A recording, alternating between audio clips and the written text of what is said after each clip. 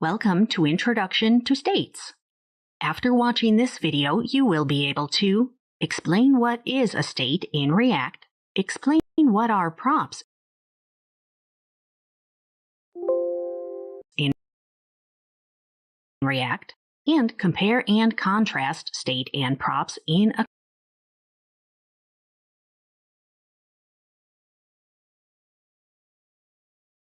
component.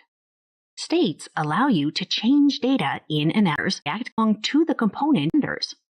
So there are two different types of states in a React application. In the in-state you want that helps you include key value pairs that specify different types of data you want to track in the application.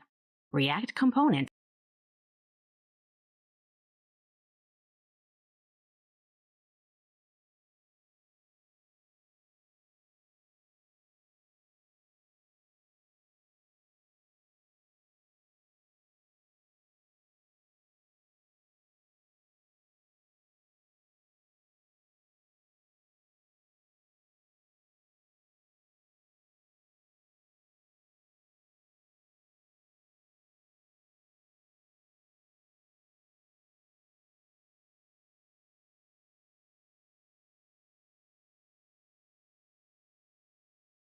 have a built-in state object. You can store property values that belong to the component in the state object. When the state object changes, the component re-renders. So there are two different types of states in a React application, a shared state and a local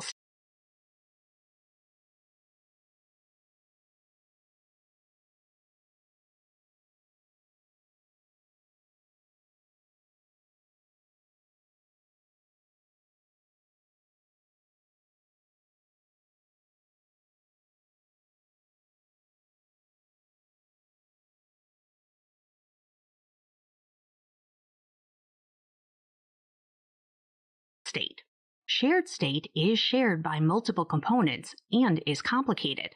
An example of shared state is the list of all orders in an order application. And local state lives in a single component and is not used in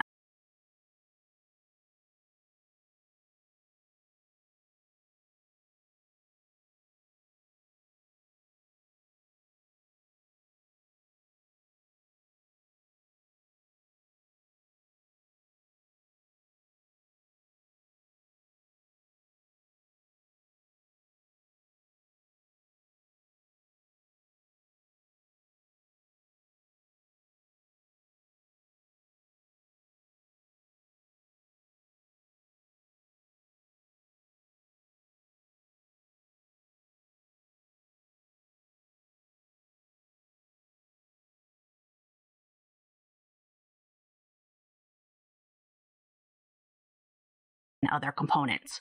An example of local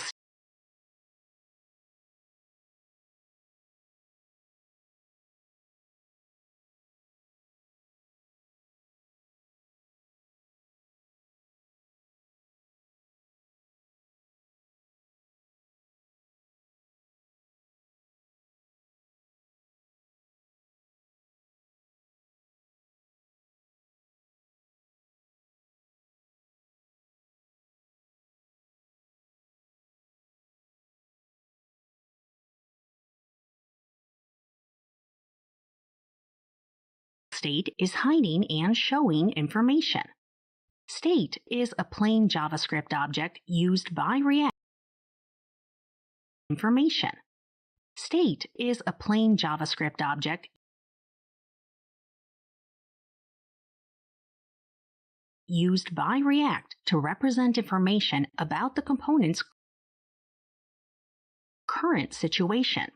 The heart of every React component is its state. State determines how a component renders and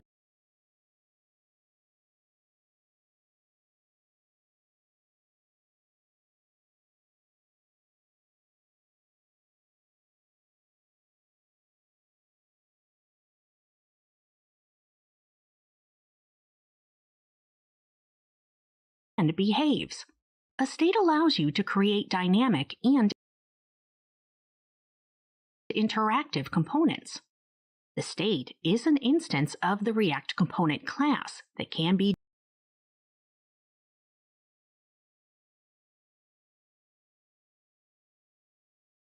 defined as an object with a set of observable properties. These control the behavior of the component. The state is managed and preserved in the React component. In other words, the state of a component is an object that holds some information that may change over the lifetime of the component. Now, state is required if a React component will change or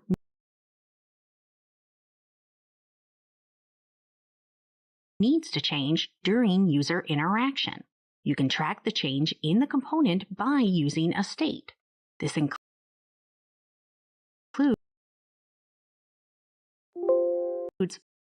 but is not limited to forms, buttons, and timers.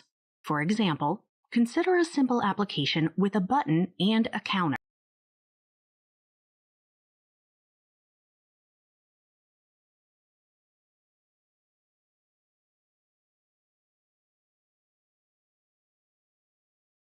When the user clicks the button, the counter is incremented by 1. And as the count changes on every click, you need to hold that value in the state. This code example shows how you can create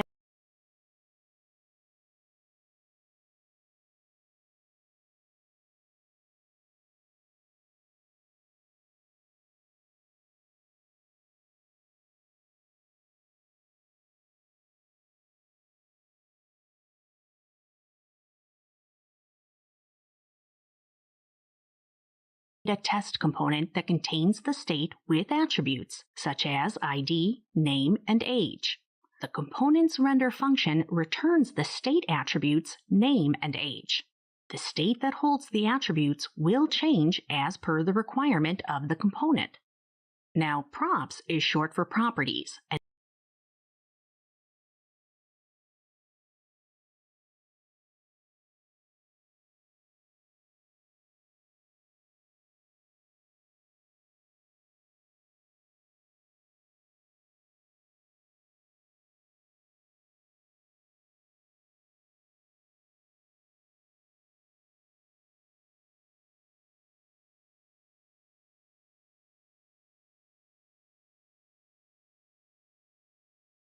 and they are used to pass data between React components. React's data flow between components is unidirectional.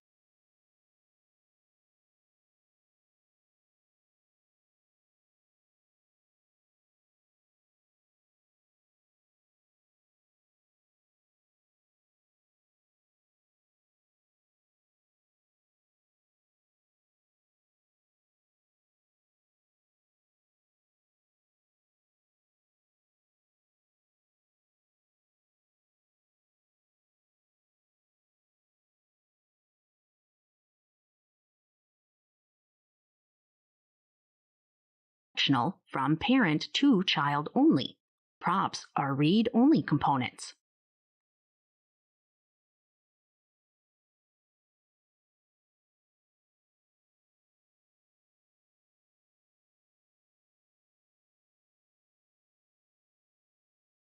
They are objects which store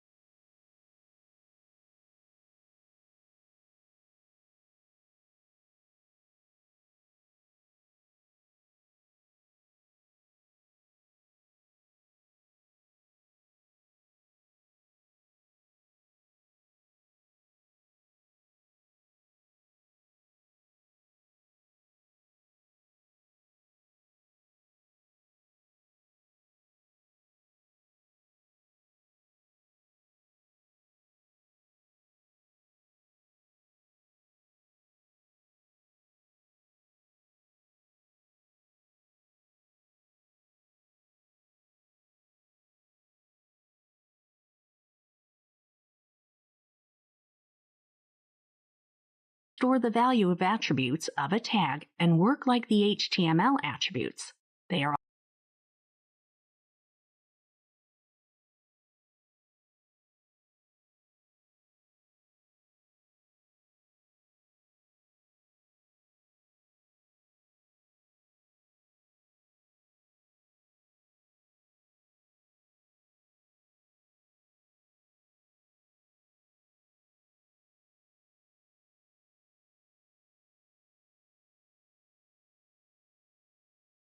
also like function arguments that can be passed to the component.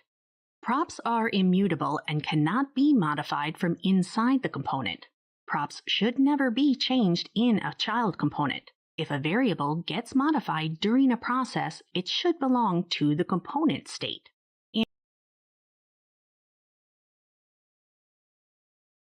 And props are also used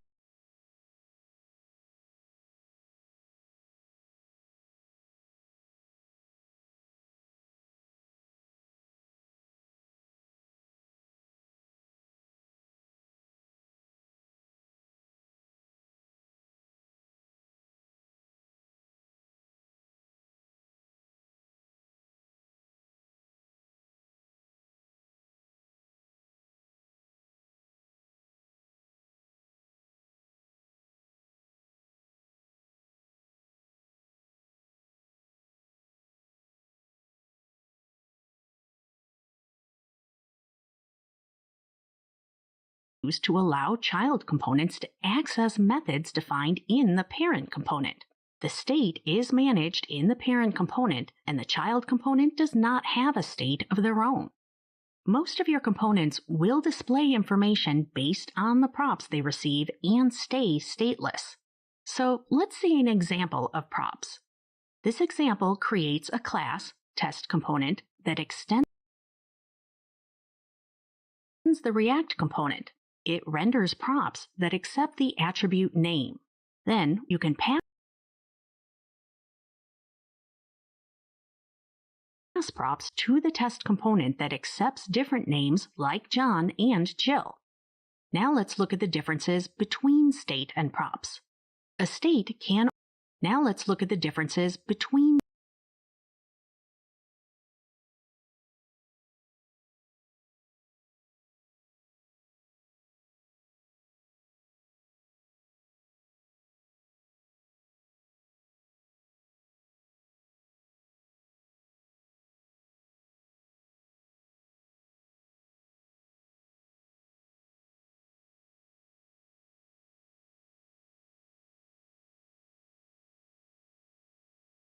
state and props. A state can only be used in class components natively. In functional components, you must opt in to use state hook to include stateful features. Props, on the other hand, allow you to reuse the component by giving it the ability to receive data as input from the parent component. State is the local state of the component that cannot be accessed or modified outside of the component. Props, on the other hand, make components reusable by giving components the ability to receive data from the parent component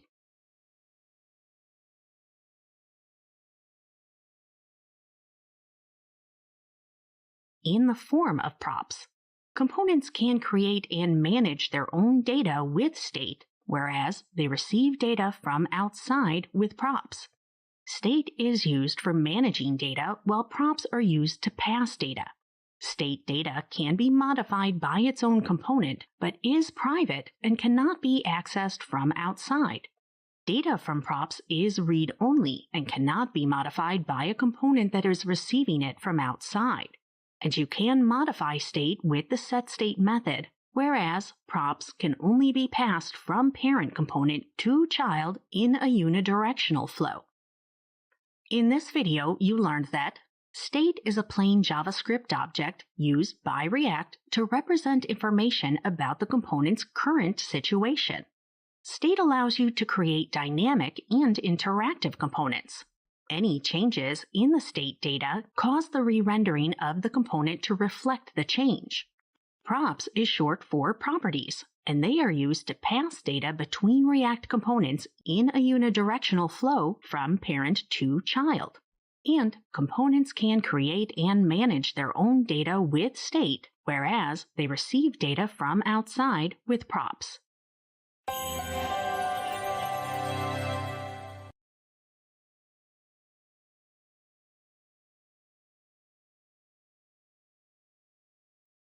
And then, through the callback, pass data to the parent.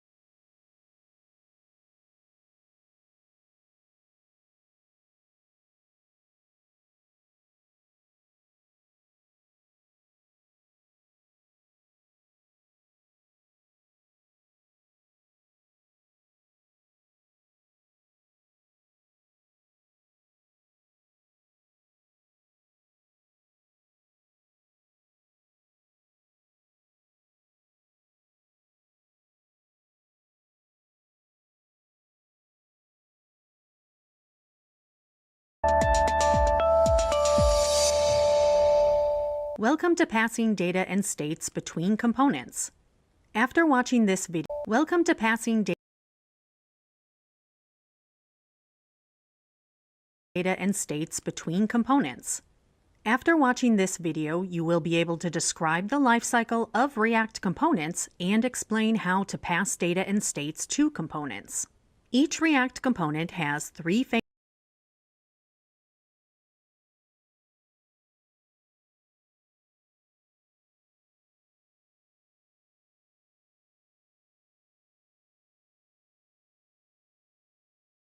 phases in its lifecycle. Mounting is when the component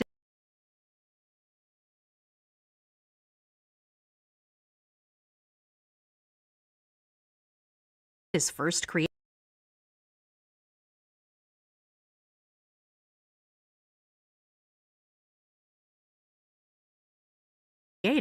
Updating is when the component is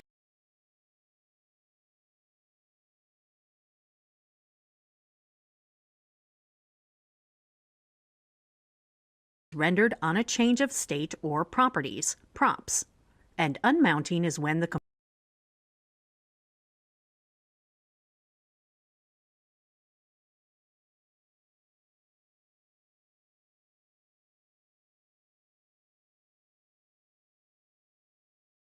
component is removed from the document object model or DOM.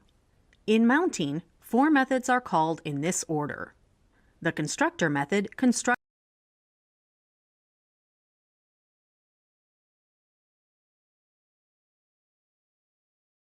the object.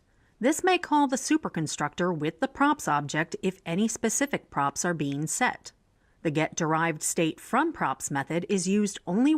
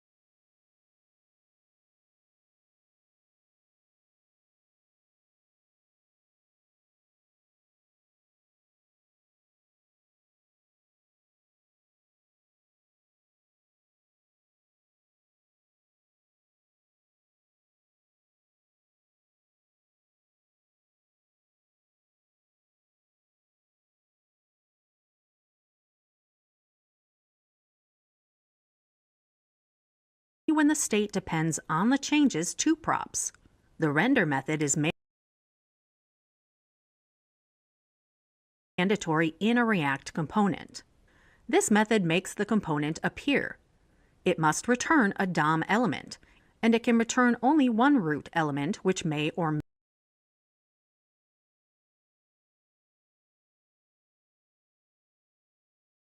may not have many nested child elements. The component did mount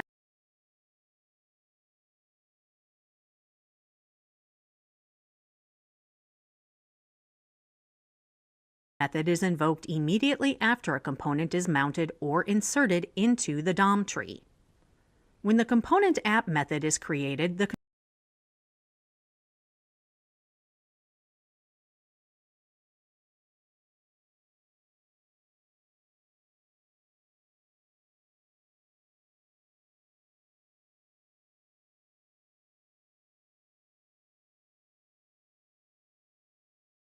constructor is invoked.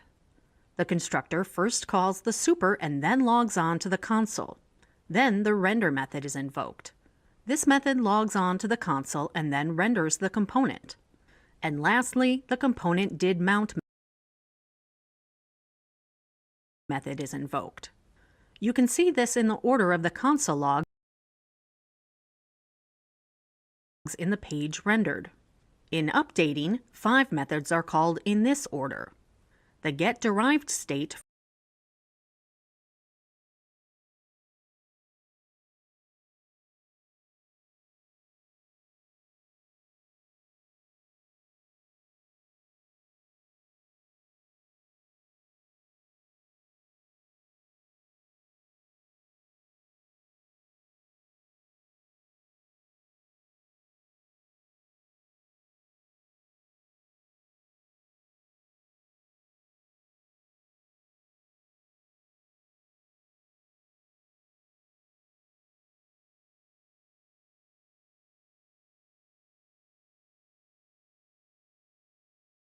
from props method is used only when the state depends on the changes to props. The should component update method by default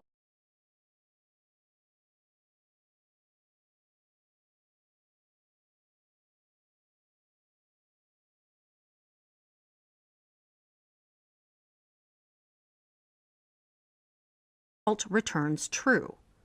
Every time there is a change in state, this method is called to check if the component should update. It is not called during the initial creation of the component.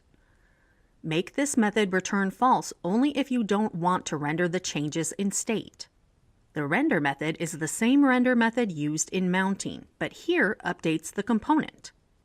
The getSnapshotBeforeUpdate method is invoked just before the changes are rendered. It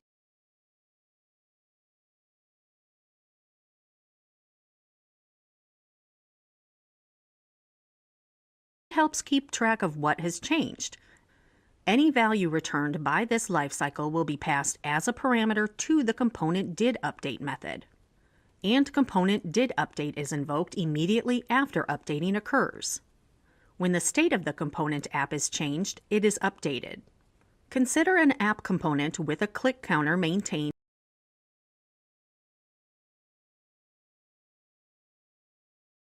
as the state.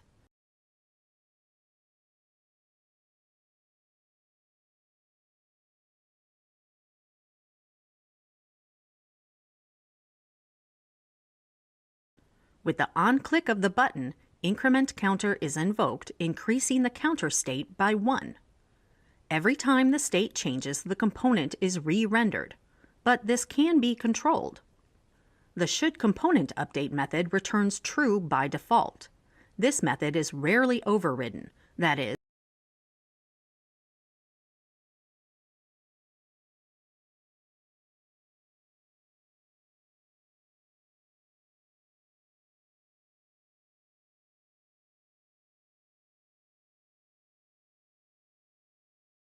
its behavior is rarely changed. It usually inherits from the superclass and returns true. The render method logs on to the console and then renders the component. Lastly, the componentDidUpdate method is invoked. You can see this in the order of the console logs in the page rendered. When a component is unmounted or removed from the DOM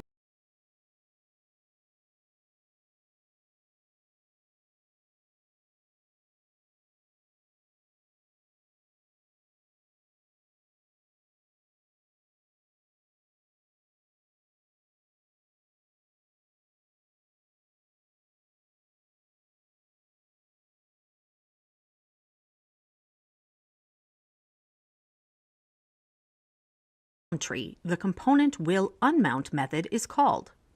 In this example, you have two components, app_inner and app. App_inner is rendered inside app with a state. Component did mount of the app component's mounting phase is handled, and a timer for 5 seconds is started. After 5 seconds, a callback is invoked, changing the state of the inner component to a div element instead of the app_inner component, which removes or unmounts the component. Then component will unmount of app_inner is called. You can see this in the order of the console logs in the page rendered. You can pass data between React components.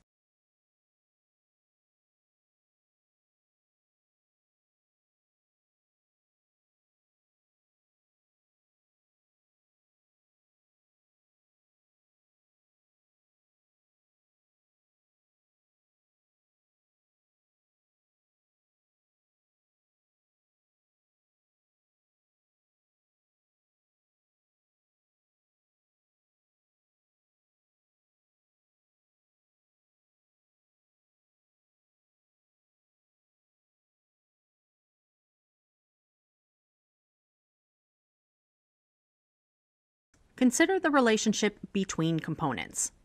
3 types of relationships are parent to child using props, child to parent using call,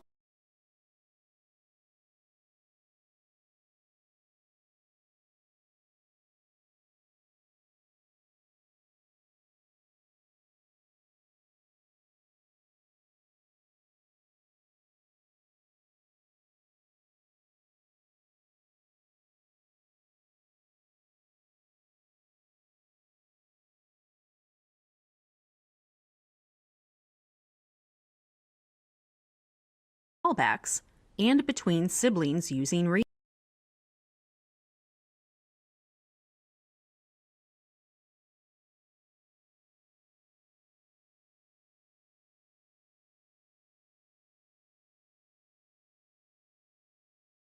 Redux. Redux is not within the scope of this module. Here you have two classes, app_inner and app. The app component contains the app_inner component.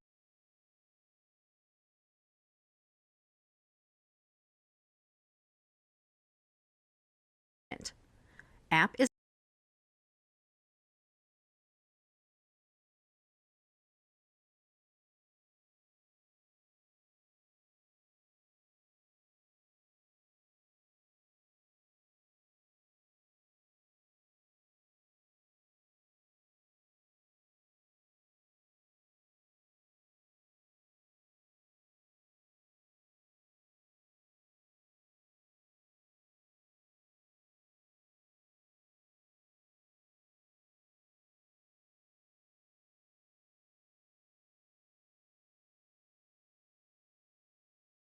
the parent and app_inner is the child.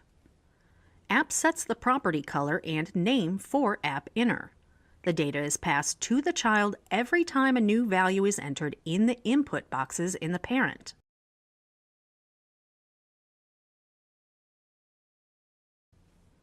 On the browser, when the component loads, you see the default name John and color green.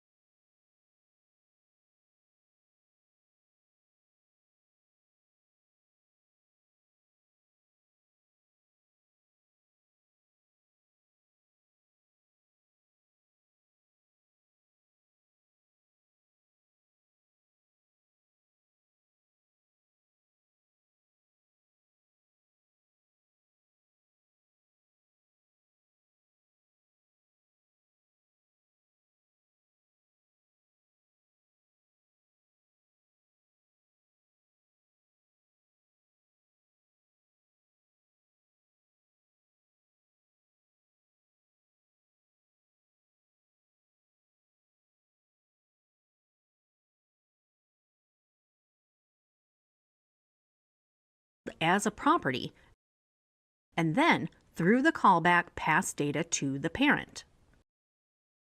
Callback is a normal method but is called at a later time when a condition is met. In this example, app is the parent component, which contains a child component, app_inner. In the parent, you pass the callback func1 as a property to the child. Func1 is a parent component function which takes a string argument. On component did mount of app_inner, you invoke the sendData method. This method invokes setInterval at a 1 second a second interval in which the callback should be invoked as the second parameter. In this case, every 1 second the current time is obtained and the method set as parent callback is invoked, passing the time. The method set component, thereby re-rendering it. You can see the current time being passed from the child to the parent through callback. The parent is re-rendered every second in its life cycle, mounting, updating, and unmounting in the same order. And you can pass data between components from parent to child using properties, from child to parent using callbacks, and between siblings.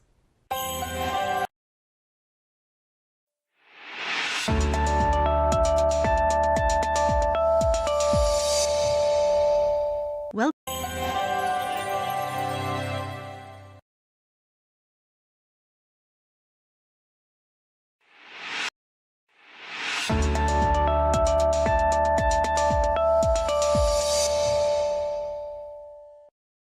welcome to Components Lifecycle. After watching this video, you will be able to explain a component's lifecycle and describe the different phases of a component lifecycle. The lifecycle of a React component represents the different phases of the lifetime of a component. There are different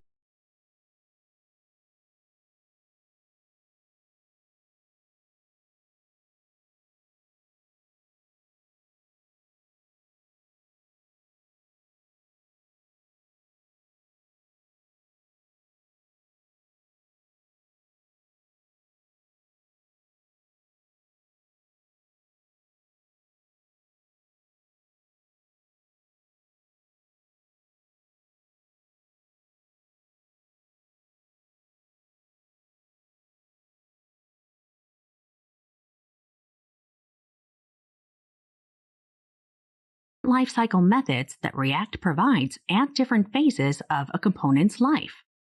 In addition to the 3 core phases of the component lifecycle, there is also a 4th phase, and the 4 phases are initialization. This is the phase where the component is constructed with the given props and default state.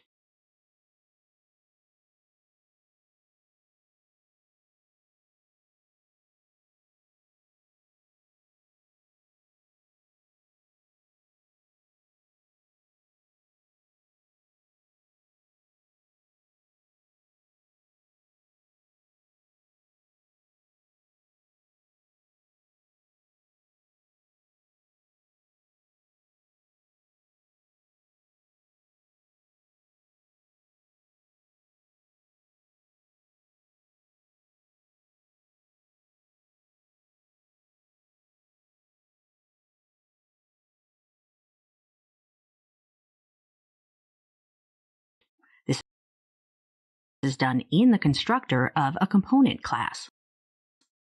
Mounting. Mounting is the phase of rendering the JSX returned by the render method itself. Updating. Updating is the phase when the state of a component is updated and the application is repainted. And finally, there's unmounting. As the name suggests, unmounting is the final step of the component lifecycle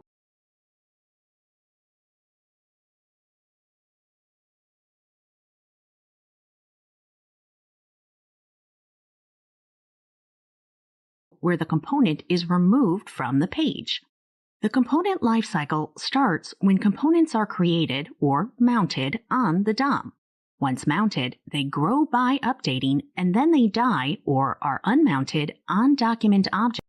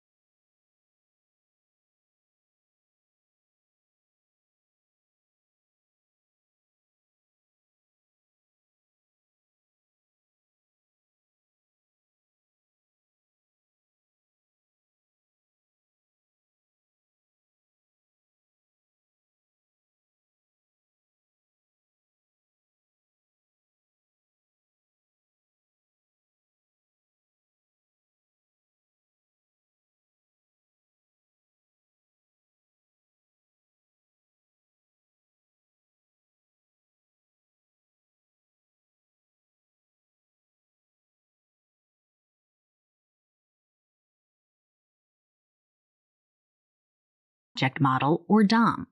React automatically calls the responsible method according to the phase in which the component is. These methods give you better control over the components, and you can manipulate them using the methods. In the mounting phase, the component is added to the DOM. In this phase, a new component is created and inserted into the DOM. This is also the phase where the component is initialized and rendered on the web page for the first time. This phase consists of two predefined functions. First, there's component willMount function. This function is invoked right before the component is mounted on the DOM, or in other words, before the render function is executed for the first time. Then we have component didMount function. This function is invoked right after the component is mounted on the DOM, or in other words, after the render function is executed for the first time. The next phase is updating, where the states and props of the component change with the occurrence of some user events, such as clicking or pressing a key on the keyboard.